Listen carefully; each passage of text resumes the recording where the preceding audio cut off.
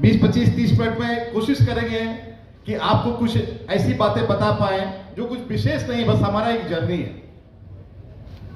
हम जिस रास्ते पर चले, मैं कोशिश करूंगा कि आपको कुछ शब्द ऐसी बातें हो जिससे आपका कुछ फायदा हो जाए। हालांकि मेरे अंदर में वो शब्दों की वो जादू जो पिरम्बर जी के अंदर में, मेरे अंदर में नहीं है। मेरे अंदर में वो कला नहीं है। मैं बिल्कुल ही साधारण सा आदमी, जैसे आप हैं वैसे मैं, बिल्कुल साधारण आदमी आपकी तरह मैं, कोई विशेष अलंकृत व्यक्ति मैं नहीं हूं। एक मध्यम वर्गीय, निम्न मध्यम वर्गीय, मध्यम वर्गीय, जो कह लीजिए परिवार में पैदा हुआ। पटना में पढ़ाई लिखाई अच्छी की हमने, अच्छे मार्क्स आते थे। आजकल के बच्चों की तरह 99.97 तो नहीं आते थे, लेकिन मैथ्स में 99 नंबर आते थे। आज से 30-35-40 साल पहले, जिस समय 60% आना ही अच्छी बात कही जाती थी, तो पढ़ाई में कमजोर तो नहीं था। सपने बचपन से बहुत बड़े बड़े थे, सपने कभी छोटे नहीं थे। परिवार की आय की साधन सीमित थी, नौकरी पेशा, मेरे फादर नौकरी क्या करते थे, लेकिन फिर भी मेरे अंदर बचपन से एक कांटा घुस गया था।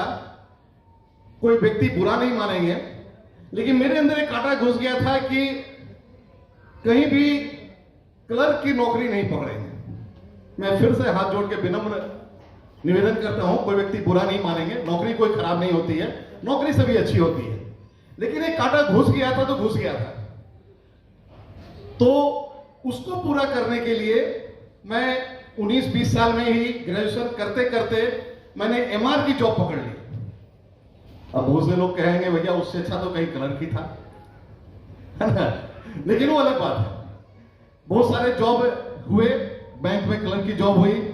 मेरे पिताजी, मेरे पापा मुझे बहुत समझाते रहे, बेचारे पटना से ट्रेवल करके धनबाद आए कि बेटा वहां ज्वाइन कर जाओ। मैंने उन्हें बहुत कोशिश किया समझाने का, और मैंने ज्वाइन नहीं किया। वो समझे नहीं समझे मुझे नहीं पता, लेकिन मैंने ज्वाइन नहीं किया, क्योंकि वो कांटा घुसा हुआ था। घुसा हुआ था, उसे कोई निकाल नहीं सकता था। वो दौर ऐसा था जिस समय बहुत सारा नौकरी की वैकेंसी नहीं निकल रही थी, कुछ राजनीतिक रूप से कुछ और चैलेंजेस थे, और मेरा उम्र भी 21 साल हुआ नहीं था, तो आपको कोई और दूसरी जॉब, अच्छी जॉब जो मैं चाहता था मिल नहीं सकती थी।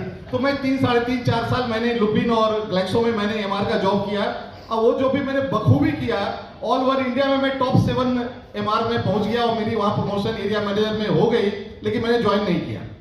तब तक मैंने 1 महीना का छुट्टी लिया, और भारतीय स्टेट बैंक में पीओ की नौकरी निकली थी, और मैंने उस समय तैयारी किया 1 महीना का छुट्टी लेकर के, और मेरा भारतीय स्टेट बैंक में चयन हो गया। लगा कि जिंदगी तो अब सेट हो गई, अब तो जो चाहेंगे वो पालेंगे। लेकिन 2 ही साल जॉब करते करते ये समझ में आ गई बात कि इस जॉब से पेट तो भर जाएगा, जिंदगी तो बीत जाएगी, लेकिन जो सपने हैं वो नहीं पूरे होंगे, जिंदगी तो कट जाएगी। जिंदगी के लिए क्या चाहिए? जिंदगी के लिए रोटी कपड़ा मकान चाहिए, मिल जाएगा। छोटी मोटी इज्जत चाहिए, मिल जाएगा। भारतीय स्टेट बैंक में प्रोबेशनरी ऑफिसर का जॉब उस समय बहुत अच्छा जॉब कहलाता था। आज जो भी रहे, मैं उसको कमेंट नहीं करना चाहूंगा, उस समय अच्छा बैंक के दामाद हम लोग कहे जाते थे। हम लोग से 2 साल कोई काम नहीं कराया गया, मन है तो कीजिए, नहीं मन है तो मत कीजिए, है ना। स्केल मैंने हमसे 2-3 स्केल के ऊपर सीनियर अधिकारी को भी हम लोग से बोलने का वो अंदर से उनको हिम्मत नहीं होता था कि डायरेक्ट रिक्रूट है, इससे बोले तो कैसे बोले, आएगा तो बहुत अच्छा, नहीं आएगा तो बहुत अच्छा। सेल्फ इमेज उनका लो हुआ करता था, हम लोग का सेल्फ इमेज बहुत हाई हुआ करता था, तो उसका हम लोग नाजायज फायदा उठाते थे, और 2 साल हम लोग मस्ती करते थे। लेकिन उस 2 साल में समझ में आ गई थी बात कि इससे चाहत नहीं पूरी होगी, जिंदगी बीत जाएगी। जिंदगी के लिए बहुत कुछ नहीं चाहिए दोस्त, जिंदगी के लिए आपको रोटी कपड़ा और एक छत चाहिए, जो किसी को भी मिल जाता है, कोई बुरा नहीं मानेंगे। लेकिन मैं बताऊं कि भिखारी भी पेट भर लेता है, भिखारी भी तन पे कपड़ा ढक लेता है, और भिखारी भी कहीं सो जाता है, रात में कहीं ना कहीं सो जाता है। लेकिन यदि आपकी चाहतें बड़ी हैं तो आपको कुछ और बड़ा करना होगा, और मेरी चाहतें बड़ी थी। मुझे वो जॉब पसंद नहीं था। मेरे ड्राइंग रूम में बहुत सारे बिजनेसेस का प्लानिंग बना, आधारशिला रखी गई, सब कुछ हो गया, नारियल फोड़ दिया गया ड्राइंग रूम में। लेकिन जब पैसे लगाने की बात आई तो मैं 2 कदम पीछे हट गया। ना बाबा ना, ये 10 लाख रुपया कौन लगाएगा? डूब गया तो जो भी है वो भी चला जाएगा। 5 लाख कौन लगाएगा? डूब गया तो कहां से आएगा वापस? समय का अभाव, 16 घंटा 12 घंटा 14 घंटा बैंक में नौकरी करना है, उसके ऊपर ट्रांसफर का भूत, 1.5 से 2 साल में ट्रांसफर, क्या करेंगे? पत्नी का विरोध, नौकरी कीजिए चुपचाप से, कहां बिजनेस कर रहे हैं? तो ड्राइंग रूम में बना, वहीं पर खत्म हो गया।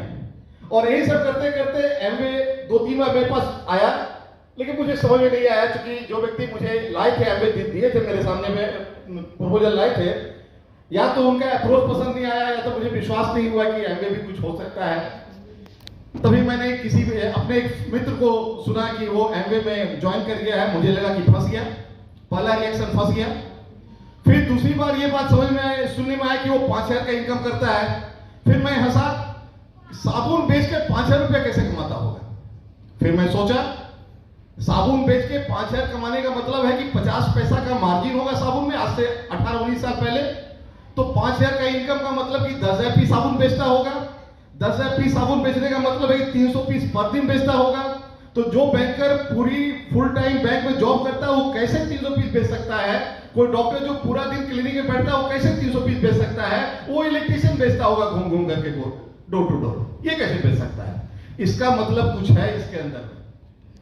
और वहां से हमने अपना आई साइट से माइंड साइट की तरफ मैंने कन्वर्ट किया। 2 चीज, आई साइट, आप वहां बैठे हैं, आपको यहां दिख रहा है, क्या दिख रहा है? राकेश कुमार दिख रहा है, आपको स्टेज दिख रहा है, सब कुछ दिख रहा है, ये आपका आई साइट, आप देख पा रहे हैं।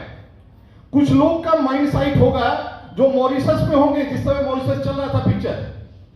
कुछ लोग बाकू में होंगे, कुछ लोग अंतालिया की जब बात हुई तो अंतालिया चले गए होंगे, कुछ लोग को अंतालिया बाकू मॉरिशस पसंद नहीं है तो लंदन चले गए होंगे। वो उनका माइंड साइट है, वो मन की शक्ति से सोच रहे हैं कैसे हो सकता है। आंख की दृष्टि से तो बस वही दिख रही जो सामने दिख रही है। आंख के आई साइड से आप सिर्फ इस हॉल को देख सकते हैं, माइंड साइड से आप अभी चंद्रमा पे भी जा सकते हैं, कहीं जा सकते हैं। आपकी सोच असीमित है। मैंने भी सोचा कि ये 50 पैसे के मार्जिन से नहीं कुछ हो सकता है 5,000 का इनकम। इसका मतलब यह बिजनेस जो दिखता है वो है नहीं, और जो है वो दिखता नहीं है, उसे देखना पड़ेगा। और राकेश कुमार ने डिसाइड कर लिया कि मैं इस बिजनेस को करूंगा। बिजनेस को स्टार्ट करने का कोशिश किया। पत्नी ने बोला कि कहां बिजनेस, फिर बिजनेस ले आए। मैंने कुछ लाया था मटेरियल, सीडी सुनने के समझने के लिए, मैं मना किया इन्होंने। मैंने उस समय थैंक गॉड की बुद्धिमानी का परिचय दिया, इनको समझाया नहीं, इनसे बहस नहीं किया, बिजनेस छोड़ दिया नहीं, बिजनेस कर लिया। मैंने सोचा कि एक कड़का एक कड़की को क्या समझाएगा, एक कड़की एक कड़के को क्या समझाएगी, हम दोनों मिलकर भी करोड़पति कैसे बन सकते हैं। इसलिए चुप रहो, जो इस रास्ते पर ज्ञानी है उसको पीछा करो, उसके साथ चलो। और हमने वही काम किया, और वही काम करते करते मैं आगे बढ़ता चला गया। और इस काम में हमारी पत्नी का बहुत बड़ा रोल रहा। मैं कुछ बताना चाहूंगा, इनका योगदान अमूल्य योगदान रहा। और इस योगदान में आपको कुछ और नहीं मिल सकता है, ये संभव नहीं था।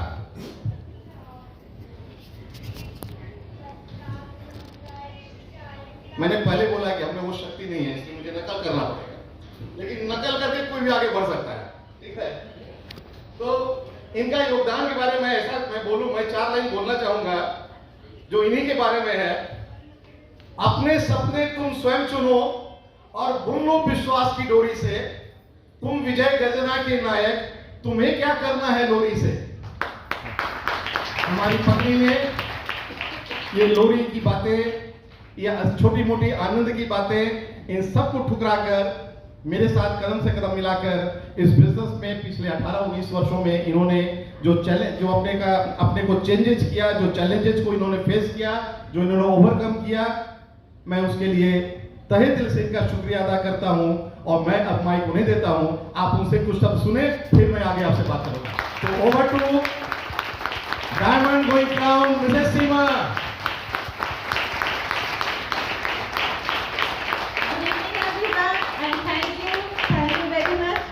मैं लेडीज से कहना चाहूंगी कि सर्टिफिकेशन आप चाहती हैं तो इसलिए इस बिजनेस को बिल्ड कीजिए। सबसे पहले चलिए, मेरा नाम सीमा हुआ, और सबसे पहले मैं गॉड का थैंक्स करती हूँ जिनकी वजह से आज ये स्पेशल दिन हमारे लाइफ में आया।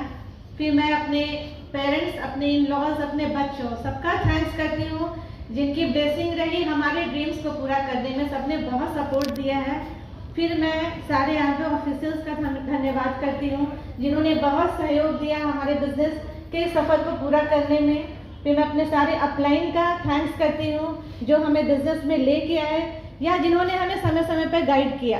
फिर मैं अपने सारे टाइगर टीम का थैंक्स करती हूँ जो शुरुआत के समय में थे या जो अभी है, जो हमारे साथ चल रहे हैं। फिर मैं यहाँ बैठे सारे लोगों का तहे दिल से शुक्रिया अदा करती हूँ जो हमारे आज इस सेलिब्रेशन में हमारे साथ हैं। Thank you very much. मैं अपने बारे में बताऊँ कि मेरे पापा एडमिनिस्ट्रेटिव जॉब में थे, ट्रांसफरेबल जॉब में थे। ट्रांसफ़र होते हुए हम लोग पटना आए, वहीं से IAS होके मेरे पापा ने रिटायरमेंट लिया। मम्मी मेरी हाउसवाइफ थी। 4 भाई बहनों में मैं सबसे बड़ी, पापा की सबसे दुलारी, थोड़ी जिद्दी भी थी और बहुत ही बचपन हम लोग का बहुत रॉयल था। कुछ भी चीज़ की कमी नहीं थी। मांगने से पहले ही समझिए वो पूरा हो जाया करता था। पापा आँख से देख के समझते ही कोई भी चीज़, कभी भी कोई डिमांड, कभी भी कुछ रुकता नहीं था, तुरंत वो चीज़ मिल जाया करता था। तो बहुत अच्छे से बचपन बीती। उसके बाद ग्रेजुएशन पूरी होते होते शादी हो गई। शादी हुई तो हस्बैंड स्टेट बैंक में थे, जैसा कि इन्होंने बताया स्टेट बैंक में थे। पटना में ही हमारा ससुराल भी था और मेरे भाई में ही अकेले 3 नंदे थी हमारी और कंफर्टेबल लाइफ थी हमारे। लॉस भी हमारे साथ में थे, अच्छी ज़िंदगी चल रही थी। और मुझे लेकिन एक छोटा सा वाक़या याद है कि मैं एक बार शादी के कुछ दिन ही बाद मैं इनके साथ शॉपिंग पे गई थी और शॉपिंग करके हम लोग लौट रहे थे जस्ट, और वहीं पे एक शॉप पे आगे डिस्प्ले एक साड़ी थी और मुझे बहुत पसंद आई और मैंने इनसे पूछा कि ये साड़ी बहुत अच्छी लग रही है, मुझे लेनी है।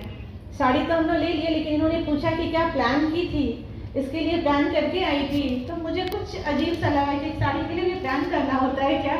तो शादी भी कम उम्र में हुई थी और थोड़ा बचपना भी था और पता नहीं था कि ज़िंदगी में बहुत कुछ प्लान करके चलना होता है। अपनी मदर इन लॉ को भी देखा था कि वो हर एक चीज़ की एक एनवेलप तैयार रखती थी। कुछ भी हुआ तो जाओ सीधा देख लो कबर्ड में रखा हुआ एनवेलप निकाल के टैक्स पे कर दो, या सब्जी है तो वहाँ से निकाल लो। तो मुझे लगा था कि हर चीज़ की एक बनी हुई। तो उन्होंने बताया था कि नहीं, सैलरी जिसको मिलता है ना, जो सैलरी होल्डर रहते हैं उनको ऐसे ही करना होता है, तभी वो कंफर्टेबल रहता है। हर चीज़ हम लोग पूजा से लेके सब चीज़ का एक अलग तैयार रखते हैं, एनवेलप तैयार रहता है और उसी से हम लोग पूरी महीने का खर्च करते हैं। ये सब कुछ धीरे धीरे समझ में आ रहा था कि ज़िंदगी इस तरह से ज़िंदगी में चलना पड़ता है। फिर ट्रांसफ़र जिनकी रांची हुई, हम लोग रांची आ गए। रांची आने के बाद हस्बैंड ऐसे उन्होंने बताया कि ये अपने जॉब से बहुत सेटिस्फाइड नहीं थे, उन्हें कुछ कुछ करना था। और मुझे भी रॉयल ज़िंदगी की एक हैबिट थी। मैंने देखा था पापा को कि कितने अच्छे से वो मतलब ज़िंदगी को जिए था। मम्मी के पास हमको नहीं लगता है कभी भी किसी चीज़ के लिए मैंने कुछ सोचना था, तो कहीं भी कुछ जाना था तो वो हमने देखा था और बहुत अच्छी ज़िंदगी थी उनकी। तो इस तरह से हम लोग का ज़िंदगी चल रहा था और ये हमेशा चाहते थे देख के मुझे कि मैं कुछ करूँ। ये मुझे भी सेट करने की कोशिश में लगे रहते थे। जब जैसे बच्चों के एडमिशन के लिए गए तो वहाँ प्रिंसिपल से बात कर लिया, लेकिन मैं बहुत आलसी थी और मैं कुछ करना नहीं चाहती थी। मैं चाहती थी मेरे हस्बैंड खूब कमाए और मैं आराम से रहूँ, तो इसलिए मैं कुछ भी करना नहीं चाहती थी। इसलिए मैं धीरे धीरे कॉम्प्रोमाइज़ करना शुरू कर दिया। बहुत चीज़ों की डिमांड रहती थी, लेकिन मैं सोचती थी कि मुझे नहीं करना, तो मैं चुप लगा जाती। तो लाइफ धीरे धीरे ऐसे ही कॉम्प्रोमाइज़ से बदल रही थी। 2 बेटियाँ आ गई थी, लेकिन हस्बैंड देखते ही रहते थे। ऐसे ही इन्होंने बिजनेस को ज्वाइन किया, मन नहीं था लेकिन फिर भी इन्होंने ज्वाइन किया। लेकिन कुछ ही दिन बाद इसके एक मीटिंग में गए तो बहुत अच्छा लगा। वहाँ पे इस तरह से लोग बैठे थे, कपल में थे, सब लोग बहुत एक्साइटेड थे, बढ़िया प्लान चल रहा था। प्लान भी जो दिखाए थे काफ़ी एनर्जेटिक वो स्पीकर थे, तो बहुत अच्छा लगा। तब लगा, डिसाइड किया कि नहीं, इस बिजनेस को हम लोग जरूर करेंगे। उसके बाद से सिलसिला चालू हुआ। सबसे पहला जो चीज़ था वो चेंज था। चेंज करना तो प्रोडक्ट को था। प्रोडक्ट के लिए खुद को कन्विंस कर लिया कि जैसे सब लोगों को लगता है कॉस्टली है, मुझे भी लगा था, लेकिन कन्विंस कर लिया कि नहीं, प्रोडक्ट को यूज़ करके पैसा आएगा, मेरे सपने पूरे होंगे, तो वो धीरे धीरे कर लिया। लेकिन दूसरा काम जो था खुद को चेंज करना, ये बड़ा कठिन था, क्योंकि ये बिजनेस की जो रिक्वायरमेंट थी वो मेरे नेचर की बिल्कुल ऑपोजिट थी। क्योंकि स्टेज पे ऐसे बात करना, लोगों को प्रोडक्ट बताना, प्रोडक्ट को सेल करना, ये सब मैं कभी ज़िंदगी में दूर तक नहीं सोच सकती थी कि ये सब काम कभी भी मुझसे होगा। कैसे मैं किसी को प्रोडक्ट सेल करूँगी, बताऊँगी, दोस्ती करूँगी। मुझे तो लोग कहते हैं कि 2 लेडी बगल में बैठ गई तो तुरंत में सब हालचाल पता चल जाता है 2 घर का। लेकिन मैं इतनी शांत रहती थी कि अगर 2 लेडी बैठे मैं नहीं जानती हूँ तो मैं घंटों ना बोलूँ, चुपचाप उठ के वहाँ से अपने घर चले आऊँ। तो बहुत कम बोलती थी, बोलने से भी डर लगता था, दोस्ती करने से भी डर लगता था, और यही काम था इस बिज़नेस का। लेकिन जब मुझे लगा कि नहीं, इस बिज़नेस से मेरे ड्रीम पूरे हो सकते हैं, मेरी ज़िंदगी में बदलाव आ सकता है, मेरी लाइफ में स्टाइल ऐड हो सकता है, तब मैंने खुद को बदलना शुरू किया। धीरे धीरे उस पर काम करना शुरू किया। खूब सारी प्रोडक्ट्स की ट्रेनिंग ली, खूब सारी मीटिंग्स अटेंड की, और जो काम से डर लगता था उस काम को खूब किया। Thank you. और करते करते लेडीज जो बिजनेस बिल्ड कीजिएगा तो हस्बैंड ऐसे सेवा करेंगे आपकी। और काम करते करते जैसे प्रैक्टिस सी हो गई, कहते हैं ना practice makes a man perfect. तो प्रैक्टिस हो गई और डर खत्म हो गया। धीरे धीरे जो हमारा फियर था वो फेथ में बदलने लगा और काम करने में मजा आने लगा, एंजॉय करने लगी काम को। फिर धीरे धीरे खुद को इंडिपेंडेंट भी बनाया। हर छोटे बड़े काम के लिए हस्बैंड पे डिपेंडेंट थी, हर काम हस्बैंड के साथ होता था, लेकिन उस चीज़ से हस्बैंड को फ्री किया। ये सिर्फ जॉब और बिजनेस करते हुए मैं सारे कामों को संभाल लिया। बिजनेस का भी ओनरशिप लिया अपने हाथों में, कार ड्राइव करना सीखा। रांची में एमवे ऑफिस जाती थी, वहाँ फॉर्म भरती थी, लोगों की ज्वाइनिंग कराती थी, साथ में ट्रेनिंग करती थी, प्रोडक्ट डेमो करती थी। वो हर एक काम जो बिजनेस के लिए ज़रूरी था वो हर एक काम करने लगी, और धीरे धीरे खुद में कॉन्फिडेंस भी आने लगा, मज़ा आने लगा। तो इस तरह से बिजनेस हमारा आगे बढ़ने लगा। बच्चों को भी मैनेज किया। जब बिजनेस को ज्वाइन किया तो दोनों बेटियां बहुत छोटी थी, दोनों को घर में, जब मीटिंग में थे दोनों को घर में बंद करके जाती थी। लेकिन बिजनेस को ही, बच्चों को ही रीज़न बनाया, बच्चों को कभी भी एक्सक्यूज नहीं बनाया, उन्हीं ही रीज़न बनाया। लगा कि नहीं, बच्चों के लिए इस बिजनेस को बिल्ड करना है, तो सब कुछ मैनेज हो गया। बिजनेस को हमेशा सेंटर पे रखा। क्या होता है ना, जब बिजनेस को ज्वाइन करते हैं तो बहुत हम एक्साइटेड होते हैं, लगता है कि तुरंत में ये हो जाएगा, वो हो जाएगा, लेकिन तुरंत तो कुछ होता नहीं। बिजनेस है, जमते जमते थोड़ा वक्त लगता है, लोग धीरे धीरे पेशेंस लूज करने लगते हैं, और कुछ भी होता है तो सबसे पहले बिजनेस को किक कर देते हैं। घर में अगर फंक्शन है, शादी है, तो बिजनेस को किनारे कर दिया, एग्जाम है तो बिजनेस को किनारे कर दिया। तो हम लोगों ने वो काम नहीं किया, हम लोगों ने बिजनेस को सेंटर में रखा और सब कामों को मैनेज किया। और देखिए धीरे धीरे सब काम भी, कोई काम रुका नहीं, सब काम होता चला गया। तो इस तरह से बिजनेस को प्रायोरिटी में रखा, बिजनेस को सबसे पहले बिजनेस पे ध्यान दिया, उसके बाद कामों को किया। हस्बैंड के साथ बच्चों को शाम में पढ़ा देती थी, दिन में ही पढ़ा लेती थी, दिन में ही उन लोग का होमवर्क करा लेती थी, शाम के समय खुद को फ्री रखती थी, ताकि हस्बैंड यदि जॉब से आए, कोई अपॉइंटमेंट बुक है तो उनके साथ डेमो पे जाएं, प्लान पे जाएं, रिलेशनशिप बिल्डिंग पे जाएं, या हमारे घर पे कोई आए तो हम उनको एंटरटेन करें। रात का डिनर भी पहले प्रिपेयर कर लेती थी, कोई बहाना नहीं था, इसलिए कि खुद का बिजनेस था। और पता चल गया था कि 2 बच्चे हमारे हैं, 2 बेटियां हमारी हैं, कल को ससुराल चली जाएंगी, हमारे साथ रहेंगी नहीं, लेकिन ये जो तीसरा बच्चा, ये बिजनेस हमारा है, यदि इसको हम बच्चों की तरह पाल लेंगे तो ये हमेशा हमारे साथ रहने वाला है। और ये जो बच्चा, तीसरा बच्चा है, वो हमारे साथ साथ हमारे बच्चों का भी ख्याल रखेगा, और बहुत सारे बच्चों का ख्याल यहाँ पे इस बिजनेस के द्वारा मैं रख पाऊंगी। इस चीज़ का मन पे भरोसा था, इसलिए इस बिजनेस को लगातार बिना किसी बहाने के बिल्ड करते चली गई। देखिए, कुछ पाने के लिए कुछ चीज़ों को छोड़ना पड़ता है। हर वो एक काम आप जो कर रहे हैं आज, आप सोचेंगे वो भी हम करते रहें और हम बिजनेस भी करते रहें, कुछ भी हम छोड़े नहीं, तो ऐसे नहीं होगा। सक्सेस के लिए और अनसक्सेस के लिए, दोनों के लिए प्राइस को पे करना पड़ता है। यदि आप सफलता के लिए नहीं प्राइस पे करेंगे तो असफलता के लिए करना पड़ेगा। तो इससे बेहतर है कि हमने सोचा सफलता के लिए ही प्राइस पे करें। क्या प्राइस पे करना था? छोटा छोटा। मेरी बेटी आउटस्टैंडिंग थी, उसका प्राइस नाइट डे रहता था और हमारा BBS होता था। उसी टाइमिंग ही भाई 4 बजे से उसका प्राइस नाइट डे, 4 बजे से हमारा BBS। अब मेरे सामने चॉइस थी कि मैं BBS में जाऊँ या उसके प्राइस नाइट डे में जाऊँ। तो मुझे लगा था कि नहीं, मुझे BBS में जाना ज़्यादा ज़रूरी है, क्योंकि इससे हम अपने बच्चों का भविष्य बना रहे हैं। तो मैं बेटी के साथ बड़ी वाली बेटी को भेज देती थी। खराब है तो सबके पेरेंट्स वहाँ पे रहते रहे।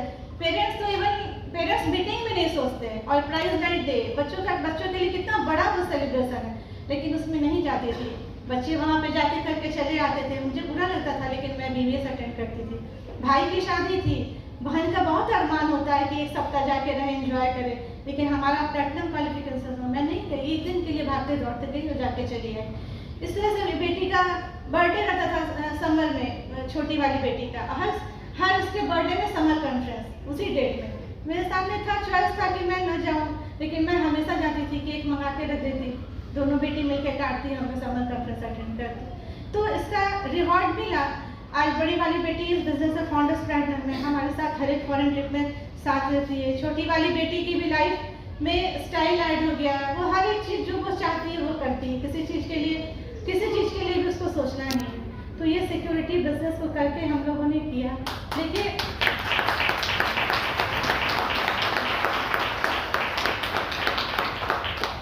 चीटी की फिलॉसफी को आपने देखा होगा, चीटी को देखा होगा, जब चीटी चलती है तो लगातार चलती रहती है। आप अगर उसके सामने एक पेन रख दीजिएगा ना, वो साइड से होके चलने लगेगी, लेकिन वो चलती रहेगी। कब तक?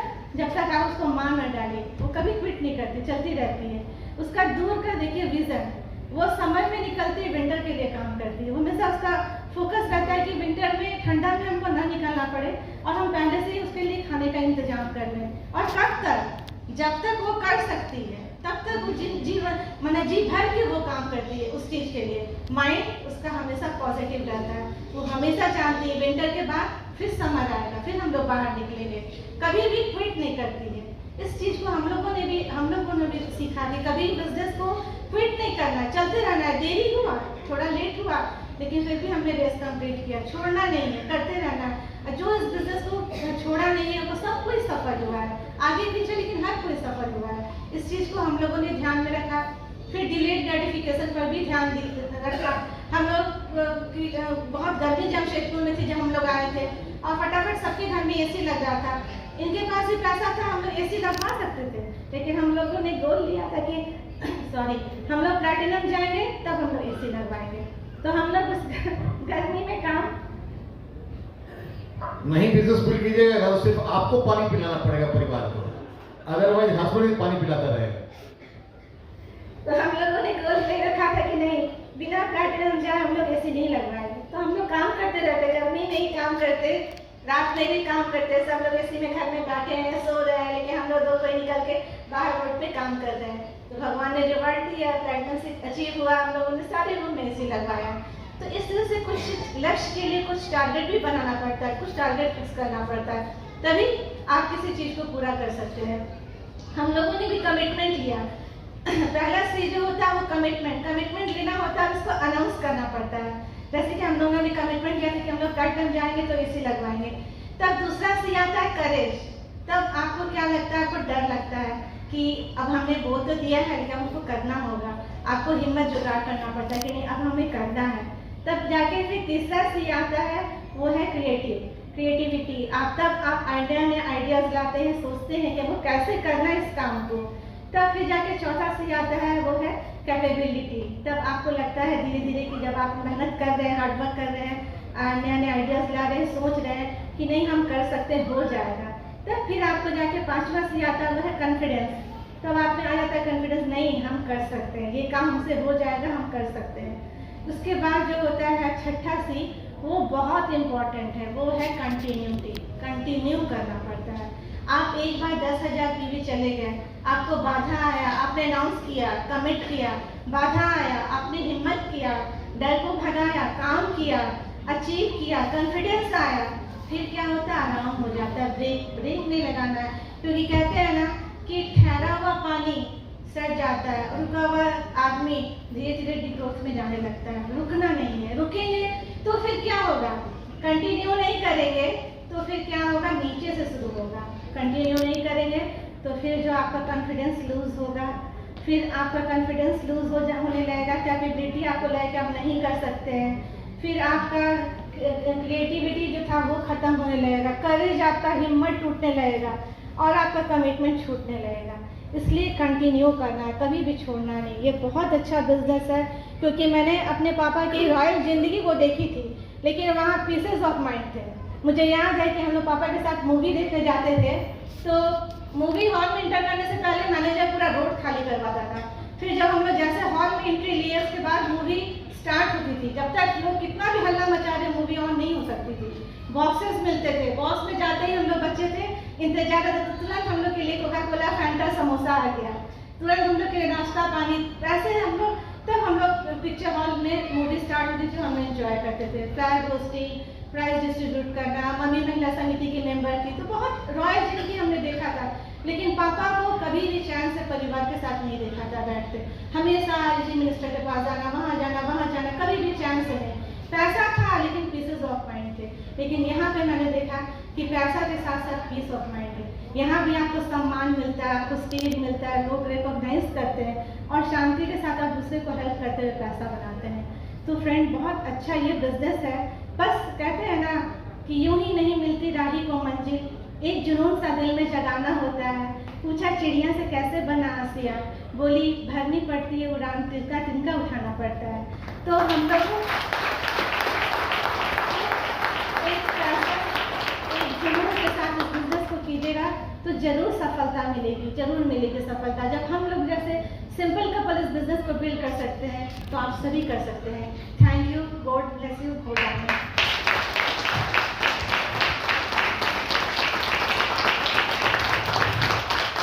तारीफ कोई जोर से बच सकती है, आप अपने जो बनाना चाहें तो। Thank you. तो समय नहीं है, मात्र 12-13 मिनट बचे हुए हैं और 18 साल के जर्नी की कहानी 12-13 मिनट में कहना संभव नहीं है, लेकिन मैं कुछ कहना चाहूंगा। सबसे पहले तो मैं आपको ये बताना चाहूंगा कि आप सब बहुत लकी हैं। अपने मित्र को, ईश्वर को आप जरूर धन्यवाद दीजिए। देखिए, एक बड़े कंपनी का एग्जीक्यूटिव था, वो एक दिन बहुत परेशान था, एकदम अस्त व्यस्त था, बहुत गुस्से में था। उसी समय उसको अपने कक्ष के बाहर रोड पे एक भिखारी दिखाई दिया। जैसे ही उस मैनेजर ने भिखारी को देखा, उसने बोला थैंक गॉड। उसका गुस्सा शांत हो गया। उसने बोला थैंक गॉड, मैं परेशान हूं लेकिन मैं भिखारी तो नहीं हूं। वो भिखारी आराम से भीख मांग रहा था, जिंदगी चल रही थी उसकी। तभी उसके सामने से एक पागल गुजर रहा था। उस पागल को देखते हुए भिखारी ने बोला थैंक गॉड, तुमने मुझे भिखारी तो बनाया लेकिन पागल नहीं बनाया कम से कम। वो पागल मस्त चाल में चल रहा था। जाते जाते कुछ दूर से एम्बुलेंस दिखाई दिया। एम्बुलेंस में देखा एक व्यक्ति लेटा हुआ है। उस पागल ने भगवान को थैंक यू बोला, थैंक गॉड, तुमने मुझे पागल तो बनाया लेकिन मैं इस व्यक्ति की तरह एम्बुलेंस में लेटा हुआ तो नहीं हूं, मैं बीमार तो नहीं हूं। वो बीमार व्यक्ति जब हॉस्पिटल पहुंचा तो गेट पे ही उसे एक डेड बॉडी निकलता हुआ दिखाई दिया। उस बीमार व्यक्ति ने भी भगवान को थैंक यू बोला, थैंक गॉड, तुमने मुझे बीमार बनाया, हॉस्पिटल पहुंचाया, लेकिन मैं इस डेड बॉडी की तरह तो नहीं हूं। लेकिन वो डेड बॉडी किसी को थैंक यू नहीं बोल सकता था। वो डेड बॉडी किसी को थैंक यू नहीं बोल सकता था। एक जिंदा आदमी ही किसी को थैंक यू बोल सकता है। मरा इंसान कभी थैंक यू नहीं बोल सकता है, कभी नहीं बोल सकता है, कितना भी वो चाह ले। आप सब के अंदर यदि कोई सपने जिंदा है, आप यदि जिंदा इंसान तो आप हैं ही, लेकिन यदि आपके सपने जिंदा हैं तो आप आज अपने उस मित्र को जरूर थैंक्स बोलिएगा, जो मित्र आपको यहाँ बुलाया है, और आप जरूर उसको थैंक यू बोलिएगा। आप ये बिजनेस करें ना करें कोई फर्क नहीं पड़ता है। आप हमारे मित्र हैं, आपका स्वागत है, आपके हर निर्णय में हम आपके साथ में हैं। लेकिन दोस्त, यह बिजनेस एक बड़ा अजीब बिजनेस है। इस बिजनेस में जो दिखाई देता वो है नहीं और जो है वो दिखता नहीं है। मैंने आपको पहले ही बोला, जब मैंने बिजनेस को शुरू किया, मैं आपको बताऊंगा मुझे 6 टीम कैसे मिले। मैं कोशिश करूंगा हर एक एस्पेक्ट में 6 टीम के बारे में बता दूंगा आपको। लेकिन उसके पहले मैं ये बताऊंगा, जैसे ही मैंने बिजनेस शुरू किया, हमारे फ्लैट के एक बड़े ही करोड़पति व्यक्ति रहते थे। मैं उन्हें करोड़पति कहता था क्योंकि उनकी एक बहुत बड़ी इंडस्ट्री थी। उन्होंने बैंक से अच्छा खासा लोन लेकर के स्पंज आयरन का बिजनेस कर रहे थे।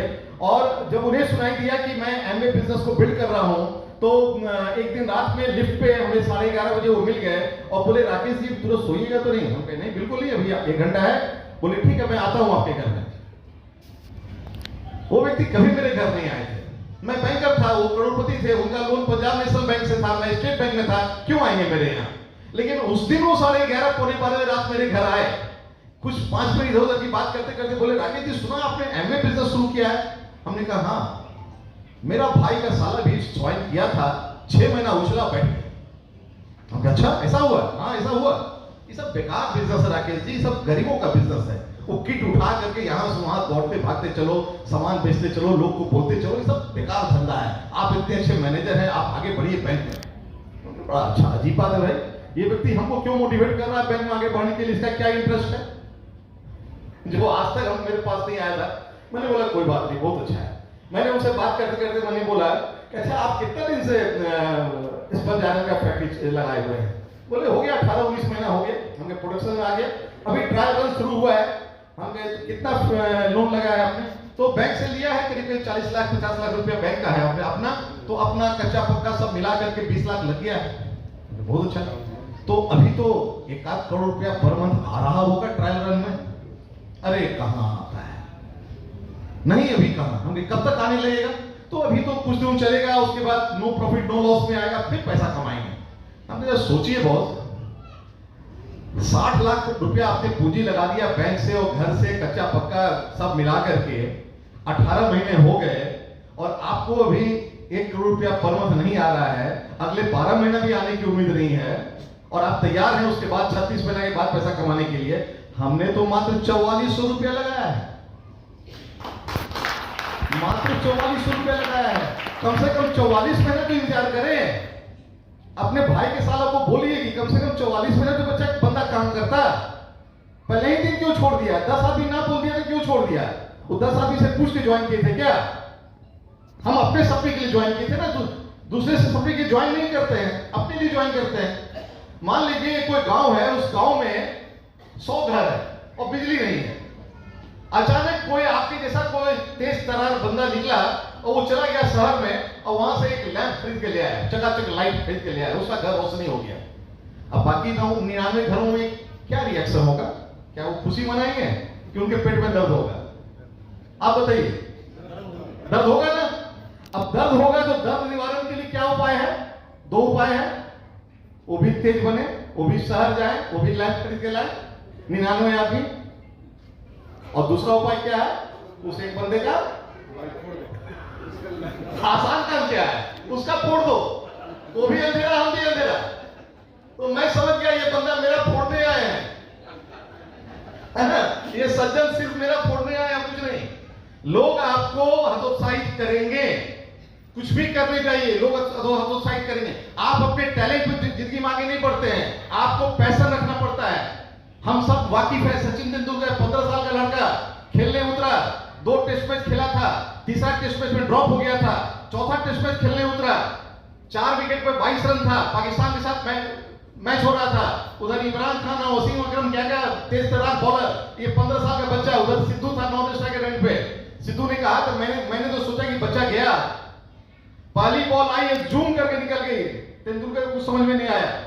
टैलेंट था उसके पास, प्रैक्टिस थी पहले से उसके पास, सब कुछ था उसके पास, तभी 15 साल में वो पिच पे उतरा था, लेकिन टैलेंट काम नहीं आया। दूसरा बॉल आया और सीधे उसकी नाक पे खून का फव्वारा पानी लगा, तेंदुलकर गिर गया।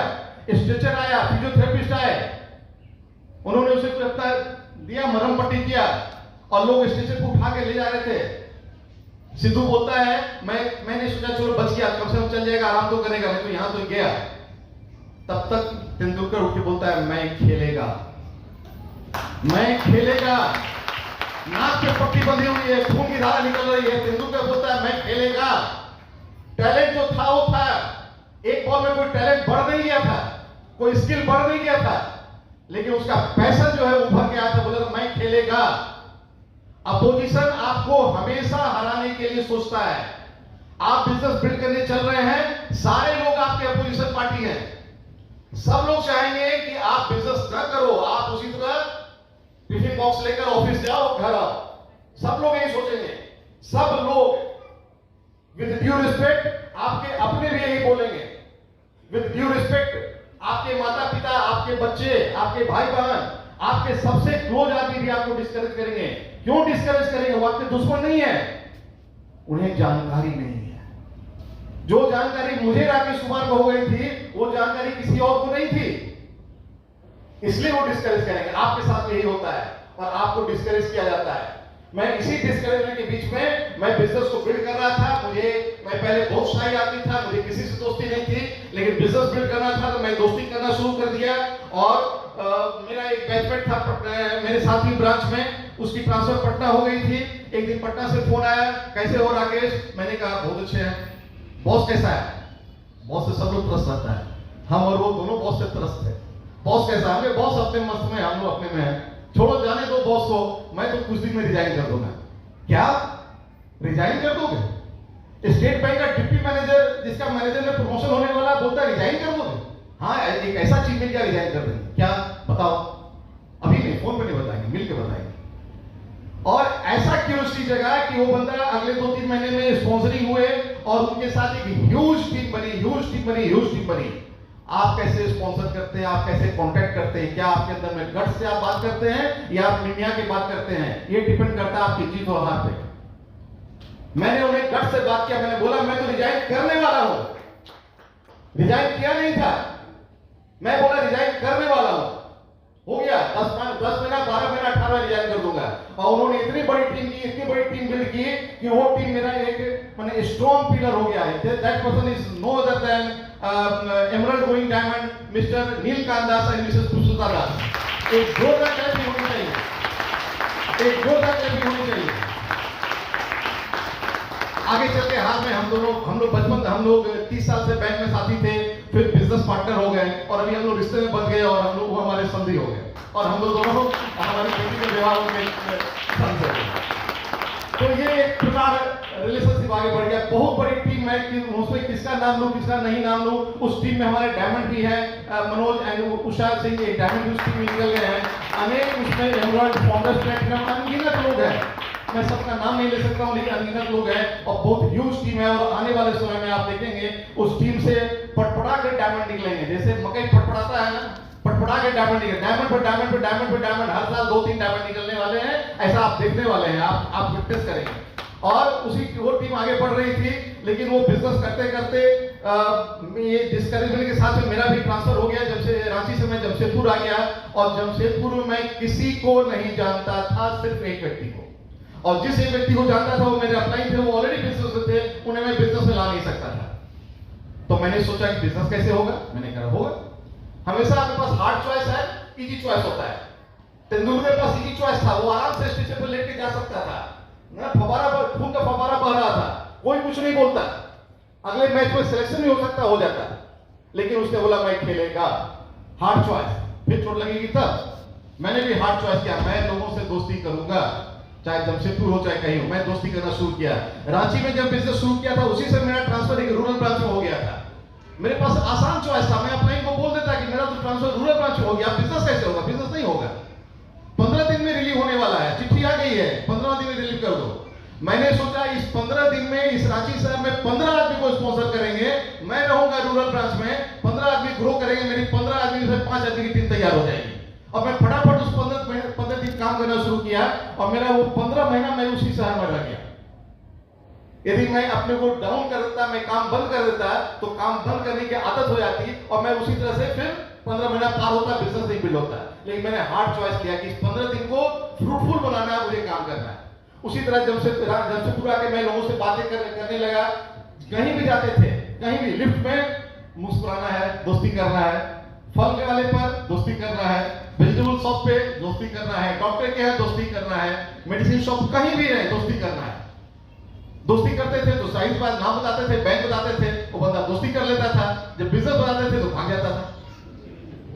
कितने लोग तो मेरे घर में बुके लेके आ गए, जब मैंने उन्हें कॉल किया बुके लेके आ गए, मैंने उन्हें बिजनेस दिखाया, भाग गए। कोई बात नहीं, मैं अपना काम कर रहा था, मैंने उनसे कुछ भी बिजनेस शुरू किया नहीं था, मैं तो अपने लिए बिजनेस शुरू किया था, मैं अपना काम करते चला रहा था। इसी तरह से एक डॉक्टर साहब के यहाँ गए, होम्योपैथ डॉक्टर थे, उनके यहाँ मैं गया तो देखा कि जो कंपाउंडर हैं उनसे अंदर मेडिसिन लाके दे रहे हैं। मैंने उनसे बात किया, मुझे लगा कि कंपाउंडर तो दिख नहीं रहे हैं, ये भी तो बड़े स्मार्ट आदमी दिख रहे हैं, तेज तर्रार आदमी दिख रहे हैं। मैंने उनसे बात किया, उन्होंने बोला मैं डॉक्टर साहब का बेटा हूँ, मैं उनको पापा को हेल्प करता हूँ। बहुत अच्छी बात है, कुछ और करना चाहते हैं? बोले हाँ। बोले मेरे घर आइए, शर्त है पत्नी के साथ आइए, मैं और मेरी पत्नी एक बिजनेस भी कर रहे हैं। बोले बहुत अच्छा। संडे के दिन था, घर में आए, मैं अंदर रूम में था, किसी ने मेरे घर के मेड ने दरवाजा खोला तो मेरे कान में आवाज गई, ओह एमवे है, मालूम होता तो नहीं आते। ऐसे ही मैजिक कॉर्नर बना हुआ था मेरे घर में, ड्राइंग रूम में सेल्फ पे रखा हुआ था, देखते ही बोला ओह एमवे है, मालूम होता नहीं है, शायद यहाँ बैठी हुई भी है। लेकिन मैंने उन्हें बिजनेस दिखाया। He was none other that late doctor K Prasad Rao and Mrs Sudha Rao. एक जोरदार ताली होनी चाहिए उनके लिए। वो मेरे सेकंड टीम यहाँ पर बने जमशेदपुर सर, उनके नीचे ह्यूज ऑर्गेनाइजेशन बनी। अभी आपने देखा दो फाउंडर्स प्लेटर उन्हीं की टीम में है, mister Pankaj and Mrs Urvashi and mister Sanjay Singh and Mrs Poonam Singh. उन्हीं की टीम में दो फाउंडर्स प्लेटर मिले और भी बहुत सारी टीम उनकी ग्रो कर रही है, बहुत सारी टीम और आगे बढ़ रही है। तो उन्होंने बोला वो एमवे है, लेकिन जब मैंने उन्हें वाकई में सही प्लान दिखाया, सब कुछ दिखाया, तो उन्होंने बिजनेस को ज्वाइन किया। लोगों को सही जानकारी नहीं है, लोग गलत रास्ते पे गलत चीज देखे हुए हैं। अब जो लोग देखते हैं आई साइड से उसी को विश्वास कर लेते हैं। आपको उन्हें माइंड साइड से दिखलाना होगा। सूरज हम देखते हैं ना, सूरज उदय होता है, सूरज अस्त होता है, हम बोलते भी हैं सूरज उदय होता है, सूरज अस्त होता है। ये आई साइट है, आंख से देख रहे हैं, बोल रहे हैं। क्या ऐसा होता है क्या? सूरज का उदय और अस्त होता है? सूरज अपनी जगह पे है, पृथ्वी घूम रही है, उससे कभी सूरज उदय दिखता है, कभी अस्त दिखता है। ये आपके माइंड में आप जानता है ये बात को, लेकिन हम आंखें देखती है कि सूरज उग रहा है, सूरज अस्त हो रहा है। तो आई साइट और माइंड साइट में अंतर है बॉस। माइंड साइट से इस बिजनेस को देखने का प्रयास कीजिए। आपको इस बिजनेस में ऐसी ऐसी खूबियां दिखेगी कि आप कल्पना नहीं कर सकते। जब रांची में ही था, बॉसेस से पंगे हो रहे थे बैंक में कि एमए बिजनेस बिल्ड कर रहा है। मैं नए व्यक्ति को, मैं आजकल हम लोग डिस्करेज करते हैं कि जल्दी में ऑफिस में मत आप लोग हल्ला कीजिए, ऑफिस मत कुछ कीजिए। हम लोग से बहुत बोल्डली ऑफिस में भी एमए हल्ला करते थे। कोई पूछा था एमए कर रहे हो तो हाँ कर रहे हैं, तब क्या कीजिए, कर रहे हैं, एक स्टैंड ले लेते थे। वो कैरियर में ना, आज मैं बता रहा था किसी को कि आप जॉब में या तो कैरियर या तो स्टैंड। साइकिल में कैरियर और स्टैंड होता है ना, दोनों चीज। एक एम्प्लॉय को गिफ्ट दिया गया साइकिल, तो ले गया, कुछ दिन बाद आया मालिक के पास, मालिक इसमें कैरियर नहीं है, लगवा दे, बड़ा अच्छा है। बोला ठीक है, कैरियर लगा के दे दिया। फिर आया मालिक, कैरियर तो लग गया, स्टैंड नहीं है। बोला either you can choose career और stand. If you want career don't take any stand, if you want stand then don't look after career. तो जॉब में ही होता था। तो हम लोग तो इतना थे नहीं, हम लोग एकदम मुंहफट थे उस समय। तो ऑफिस में पंगा होते रहा, हमारा बॉस से झगड़ा हो गया, बॉस का ट्रांसफर हो गया। बॉस से हमने ट्रांसफर, क्योंकि प्रमोशन हुआ, हमने उनको कुछ करके हटवा दिया, कुछ पूरा फाट किया था हमने उस समय, बॉस को ही हटवा दिया। ये आदमी हमको औरंगा फैला कर रहा है, तो हमने उसी को हटवा दिया था। तो दूसरे जो बॉस आए वो एमवे जानते थे, वो मुंबई से आए थे, वो एमवे का सेमिनार देखे हुए थे, 8,000 रुपया देके सेमिनार देखे हुए थे। तो उनको इसने फीडबैक किया कि वो जो बंदा है ना मैनेजर, वो एमवे करता है, सवाल कराना उससे। तो एक दिन हमको चुप से पूछे क्या करते हो तुम, बड़ा शिकायत कर रहा था। हमने ऐसे सीए करते, अरे तो अच्छा चीज है, वो 8,000 रुपया लगता है। मुंबई में गए थे, बोला 8,000 16,000 का पैकेज। हम कहे नहीं उतना नहीं लगता, आप 995 से ज्वाइनिंग शुरू हुई थी, 995 कर सकते हैं। बोला हाँ ऐसा, वो स्टार्ट करते हो तुरंत। उनके नीचे उन्होंने किसी को स्पॉन्सर किया, जमशेदपुर में उन्होंने किसी को स्पॉन्सर किया, उन्होंने किसी को स्पॉन्सर किया। जब जाते हमें वहां पर एक ऐसे लीडर मिले, मिस्टर विजय वर्मा, मिसेस शुभा वर्मा, जो आज गोल्ड प्रोड्यूसर और आगे जा रहे हैं। लेकिन उन्हीं के टीम में हमें दोनों सिल्वर मिले, mister Kishore and Mrs Shyamala, और मिस्टर पवन एंड एक सिल्वर मिले, दोनों सिल्वर मिले। लेकिन उसी के फिर नीचे हमें मिस्टर हेमंता, मिसेस विजय लक्ष्मी मिली, जिनको आपने देखा है स्टेज पे, जो प्लेटिनम है। ये मेरी तीसरी ऑर्गेनाइजेशन वहां बनी, और मैं हम लोग एमरल्ड जगह थे, आज से 10 साल हो गया। एमरल्ड जाने के बाद हमने बैंक ने और प्रेशर दिया, बोला कि आप चेन्नई चले जाओ। प्रमोशन तो दे दिया था, कुछ दिन हमारे सीजीएम ने हमें रखा बिहार, झारखंड बिहार में, फिर कहा आप जाना पड़ेगा। तो उस समय हमने फिर हार्ड चॉइस रखा। मेरे पास फिर 2 चॉइस था, मैं चेन्नई चल जाता, नौकरी भी करता, 1.5 लाख रुपया किसी को काटता नहीं था, और एमबी भी बिल्ड करता है। तो ऑल इंडिया का बिजनेस है। लेकिन मैंने सोचा कि नहीं, मुझे मेरा गोल है कि 45 इयर्स के बाद जॉब नहीं करना है, तो it's high time job quit कर दो, है ना। सोना का रोटी तो खाएंगे नहीं, जितना पैसा आ रहा है जिंदगी चल जाएगा। और हमने वहां पे एमवे को बैंक को हमने बीआरएस ले लिया। पिछले 1 दशक से मैं अपनी जिंदगी खुद जी रहा हूँ, मेरा कोई बॉस नहीं है 1 दशक से। यदि मैं बैंक में रहता तो भी 6 साल मेरी और जॉब रहती, 6 साल मुझे और कहीं ना कहीं घूमते रहना पड़ता है। लेकिन मैं अपना चॉइस की जिंदगी जी रहा हूँ, अपने परिवार का जिंदगी जी रहा हूँ, माता पिता का सेवा कर सका, उनके अंतिम वर्षों में 5, 6, 7 साल उनके साथ 24 घंटा रह सका, है ना। उनके घर परिवार को मैं देख सका, सब कुछ कर सका। अदरवाइज मैं कहीं घूमता रहता। लेकिन इसी दौरान दिल में और शांति आ गई थी, और आराम से जिंदगी जी रहे थे। लेकिन ऐसा ही करते करते फिर मेरी बेटी, अच्छा हाँ, रांची में ही एक और वीडियो साहब ज्वाइन किए थे, और बिजनेस नहीं हो रहा था उनका। लेकिन सुनने मैं खोज रहा था उनको, मैं सभी पुराने लोगों को मैं बात कर रहा था। तब तक पता चला वो वीडियो साहब यहाँ ट्रांसफर पोटका हो गया है। फिर उनका पता लगा कि मैं उनके घर गया। एक दिन उनके घर में उनके पूरे मोबाइल का हमने लिस्ट उतारा, करीब 600 की 700 नंबर था, उतारा, और उसमें से हमने 50-60 आदमी को सिलेक्ट किया। मैंने कहा मुझे इनसे मिलवाइए। तो उन्होंने मुझे 8-10 लोग से मिलवाए। उसी में एक ऐसे व्यक्ति से मिलवाए जिसको आप आज ने प्लेटिनम ग्रुप में देखे, ही इज मिस्टर शरद चंद्र भुइया एंड मिसेस संध्या भुइया। उनके घर ले गए और वो आज वहां से प्लेटिनम। तो पुराने लोगों को मैं भूला नहीं, मैं उनसे बात करता रहता हूँ। आज भी, आज के लिए भी उनको हमने इन्विटेशन दिया था, लेकिन वो बाहर में है, दूर में है। लेकिन अभी शायद वो जूम पे, शायद वो बाद में उनको मैं वीडियो रिकॉर्डिंग भेजूंगा तो देखेंगे। उन्होंने मुझसे भेजा है कि आप वीडियो रिकॉर्डिंग भेजिएगा, मैं देखूंगा। तो लोग से कनेक्शन बना के रखा तो वो भी निकले। फिर मेरी बेटी 18 साल की हो गई तो मैंने उसे स्पॉन्सर कर दिया। वो पटना वीवर्स कॉलेज से बीबीए कर रही थी। बिजनेस में जैसे बच्चों का शुरू होता है कि मैं तो कहीं, हर आदमी चाहता है कि कहीं और कुछ सेटल हो जाए, तो मैं उसके टीम में काम कर रहा था। बहुत सारे स्पॉन्सरिंग किया लेकिन कुछ रिजल्ट नहीं आ रहा था। अंत में जब वो ग्रेजुएशन करके वो आई और उसने जब काम शुरू किया तो उसने एक लेडी को स्पॉन्सर किया, मिसेस सोनी कर्मकार और मिस्टर शंभुनाथ, जिनको आपने देखा इस गोल्ड प्रोड्यूसर, और वो इस बिजनेस को बिल्ड किया। उसी दौरान में हमारे फादर जो कॉलोनी में घूमते रहते थे, सुबह मॉर्निंग वॉक करते थे, उन्होंने एक व्यक्ति को बोला, उन्हीं के उनसे बहुत छोटे थे लेकिन उनको उन्होंने बोला कि मेरा बेटा बड़ा अच्छा न्यूट्रिशन का कुछ काम करता है, आप क्यों उसके साथ जुड़ जाते हैं? तो उनके मन में उत्सुकता पैदा हुआ कि क्या है भाई, ये बता रहे हैं। और एक दिन जब मैं टहल रहा था, उनके साथ बात हुई तो उन्होंने बोला कि आपके पापा कुछ बोल रहे थे, ऐसा ऐसा कुछ आप कर रहे हैं क्या? हम कहा अभी पेरिस जा रहे हैं। बोले पेरिस जा रहे हैं? अभी भी वहां पर स्ट्राइक हुआ है, अभी जा रहे हैं? हम कहा वो कंपनी का आदमी जाके देख लिया, सब कुछ सब ठीक ठाक है और हम लोग को ले जाएगा, अच्छा से ले आएगा, वीजा हो जाए। हम लोग को कोई कुछ नहीं करना, कर देगा। ऐसा हो सकता है? हाँ हो सकता है। वो बिजनेस को स्पॉन्सर किए mister Ajit Kumar and Mrs Nishi उनका नाम था। उन्होंने बिजनेस में आए, बहुत तेज तरह काम किए और काम करते करते उन्होंने बहुत लोग से मिलवाया। उसी में उन्होंने हमें मिलवाया Mrs Rajni Rajesh and Mr Rajesh Kumar, जिनको आप तो इस तरह से हमारी एक टीम, 5वीं टीम तैयार हो गई। फिर मुझे एक्सपेंशन, मैंने तो बहुत लोग को स्पॉन्सरिंग किया, स्पॉन्सरिंग की कमी हमने कभी नहीं किया। मैंने तो एमए से पूछा कि मैंने कितना स्पॉन्सर किया है। मेरा अपना पर्सनल गेसिंग है कि मेरा पर्सनल स्पॉन्सरिंग कम से कम हुआ होगा तो 180 प्लस हुआ होगा, क्योंकि 2010 में हमने कैलकुलेट किया तो उसमें 136 स्पॉन्सरिंग मेरा पर्सनल था। तो अभी मेरा 180 से प्लस हो गया। और उसके बाद मैंने सारा स्पॉन्सरिंग भाव्या की टीम में करना शुरू किया था, तो उसके टीम में भी 100 प्लस स्पॉन्सरिंग होगा। तो अभी तक में 19 साल में मैंने कम से कम 250 से 300 के बीच में स्पॉन्सरिंग किया होगा। डाटा आएगा तो कभी और बताऊंगा मैं आपको। तो उसी स्पॉन्सरिंग मैं कहां से कर रहा था, जहां भी जाए, दुकान में, मॉल में, मार्केट में, मैं लोगों से दोस्ती करता था।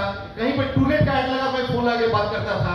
कोई इंश्योरेंस कंपनी का नंबर मिला, उससे बात करता था। कोई म्यूचुअल फंड वाला मिला, उससे बात करता था। कोई शेयर वाला मिला, उससे बात करता था। बुलाते थे, प्लान दिखाते थे। पत्नी बोलती थी कहाँ इस समय फंसते हैं, हमें फंसना नहीं है, मैं उसको अपॉर्चुनिटी दिखाने का प्रयास कर रहा हूँ। सब लोग नहीं देखते थे, कुछ लोग देखते थे। वो सही देखते देखते एक व्यक्ति आए, बोले कि सर कुछ इन्वेस्टमेंट कीजिए, मैं मिलना चाहता हूँ, आइए, मोस्ट वेलकम, मैं भी तो आदमी ही खोज रहा हूँ। तो वो आए मेरे घर में और मुझे इन्वेस्टमेंट दिखाने लगे। और मैंने उन्हें बताया कि आप टाइम इन्वेस्टमेंट वाले जानते हैं? बोले क्या होता है? हम ऐसे पैसा इन्वेस्ट करेंगे तो बड़ा पैसा मिलेगा, तो टाइम इन्वेस्ट करें तो बड़ा टाइम मिलेगा। बोले ये क्या होता है? हम कहे आप दिन भर में 24 घंटा काम कर सकते हैं, नहीं 10 घंटा वहां, तो 10 घंटा काम करेंगे, साल में 300 दिन काम करेंगे, 30 साल काम करेंगे, 90,000 घंटा, आप 1 लाख घंटा काम कीजिएगा। लेकिन यदि आपके लिए 10 लाख घंटा काम होने लगे हर दिन, तो ये कैसे होगा? तो आप किसी आदमी में इन्वेस्ट कीजिए अपना समय, उसको कुछ सिखाइए, पहले कुछ सीखिए फिर उसको सिखाइए। यदि आपकी टीम में 100 आदमी हो गए जो 2-2 घंटा काम कर रहे हो, तो 200 घंटा आपके लिए हो गया, 10 घंटा आपका काम, तो 210 घंटा आपका काम हो गया। फिर वो 200 आदमी में अगर इस तरह से 200 आदमी की टीम बना दिए, तो आपके लिए एक ही दिन में 10,000 घंटा काम हो सकता है, और 10 दिन में आपके लिए 1 लाख घंटा काम हो सकता है, जो आप पूरी जिंदगी करेंगे। बातें उन्हें समझ में आ गई और वो बिजनेस शुरू किए। Now he is also platinum and Mrs Ruby and Mr Chandan, आपने उन्हें स्टेज पे देखा। तो इस तरह से 6 टीम तैयार हो गई और हम लोग बिजनेस को बिल्ड किए। लेकिन मैं आपको ये बताना चाहूंगा, समय खत्म हो गया है, मैं ज्यादा समय नहीं लेना चाहूंगा। बहुत सी बातें मैं बोलना चाह रहा था, लेकिन मैं ज्यादा ओवर टाइम नहीं लूंगा, अदरवाइज अर्जुन जी बोलेंगे कहाँ किसको माइक पकड़ा दिए हैं, बस छोड़ ही नहीं रहा। बहुत कुछ बोलना था आपसे, लेकिन कभी और बोलेंगे। मैं एक चीज बताऊंगा कि अपना सेल्फ इमेज हाई रखिए, कभी सेल्फ इमेज लो मत कीजिए। कभी ये मत सोचिए कि आप बिजनेस को नहीं कर सकते, आप हमेशा बिजनेस को कर सकते हैं। देखिए हिरन जो है ना, हिरन की गति जो है वो करीब 70-80 किलोमीटर प्रति घंटा होती है, लेकिन बाघ की जो स्पीड होती है वो 60 किलोमीटर प्रति घंटा होती है। लेकिन फिर भी बाघ जो है वो हिरन को खा जाता है। क्यों खा जाता है? बाघ हिरन को इसलिए खा जाता है कि हिरन और बाघ में जब रेस होता है तो हिरन दौड़ते पीछे घूम के देखता है कि बगवा कितना दूर है, और जो पीछे घूम के देखता है ना, उसी समय हिरन का स्पीड जो कम हो जाता है और धीरे धीरे बाघ उसके नजदीक पहुंचते रहता है, और एक समय आता है कि बाघ उसको दबोच लेता है। ये गलती कभी मत कीजिए। आप अपनी स्पीड में चलते रहिए, कभी खोद कर मत देखिए क्या हुआ। बीज को यदि आप रोज खोद के देखेंगे तो बीज कभी पौधा का रूप लेने वाला नहीं है। तो एक कविता से मैं अपनी बात को खत्म करना चाहूंगा, क्योंकि समय बहुत ही ज्यादा हो गया है। तो रुक गया है समय 40 मिनट, पहले शायद 5-10 मिनट प्लस हो गया है। गर्व जुनून हो सर पे तेरे और अंतर में हो विश्वास, फिर ठोकर और ठुकराने का होगा कहां तुम्हें ऐसा। बहुत लोगों ने ठोकर दिया, बहुत लोगों ने ठुकराया, बहुत लोगों ने डिस्करेज किया, लेकिन आज उनका नाम याद नहीं है। लेकिन हमें याद है मैं कौन कौन सा देश घूमा हूं। मैं फुकेट गया हूं, मैं मलेशिया का पेनांग शहर गया हूं, मैं बाली गया हूं, मैं स्विट्जरलैंड गया हूं, मैं मेलबर्न गया हूं, टोरंटो गया हूं, दुबई गया हूं, सिंगापुर गया हूं, है ना। और एक जो शहर बीच में साथ छूट रहा है, कनाडा का टोरंटो गया हूं, और ऑस्ट्रेलिया मेलबर्न बोल दिया, टोरंटो गया हूं। अभी हम लोग अंतालिया जा रहे हैं, मार्च में लोग दुबई जाएंगे, फिर 2 ट्रिप और दिखलाया गया है, वहां जाएंगे, फैमिली ट्रिप मॉरिशस जाएंगे, बाकू जाएंगे, बीच में और एक ट्रिप है बुडापेस्ट का सा ट्रिप होगा, है ना। तो वो भी है। तो इतना जगह घूम लिया मैंने इस बिजनेस के थ्रू। लोगों को जो ठुकराए, जो ठोकर दिया, उनका मुझे नाम भी याद नहीं है, ठीक है। मकसद में सच्चाई है तो सीना ठोक के ही कहो, झुकना होगा दुनिया तुमको, विश्वास पे अपने खड़े रहो, अड़े रहो, अड़े रहो, अड़े रहो। आपको अपनी जिद पर अड़ना होगा, तभी दुनिया आपके साथ आएगी। लोग आपके साथ नहीं आएंगे जब तक आप नहीं अड़ेंगे। और जानते क्यों नहीं आएंगे? लोगों को ये विश्वास नहीं होता है कि ये बंदा जो एमवे हल्ला कर रहा है, ये 2 साल बाद भी एमवे बोलेगा। मैं आपको सच बता रहा हूं। लोगों ने देखा है मार्केट में कि लोग आते हैं, एमवे उछलते हैं और छोड़ देते हैं। तो पहले लोग आपको टेस्ट करेंगे, क्या आप टिकेंगे, तब वो आपके साथ आएंगे। तो आपको पहले टिकना होगा और आपको प्रूव करना होगा कि आप वास्तव में एमवे के लिए आप हैं, और आपने सच्चाई के साथ आप बिजनेस को बिल्ड कर रहे हैं, तभी लोग आपके साथ जुड़ेंगे। दुनिया बदली है, जिसने भी पहले उसको इंकार मिला, अपमानों का हार मिला और तारों का उपहार मिलेगा। लोग बोलेंगे मैनेजरी नहीं चल रही है क्या, नौकरी छूट गया क्या, है ना, तरह तरह की बात बोलेंगे। अविश्वास पे अपने विश्वास भरो और लहरों के विपरीत बहो। हाथों में विजय मशाल लिए विश्वास पे अपने खड़े रहो, अड़े रहो, अड़े रहो, अड़े रहो।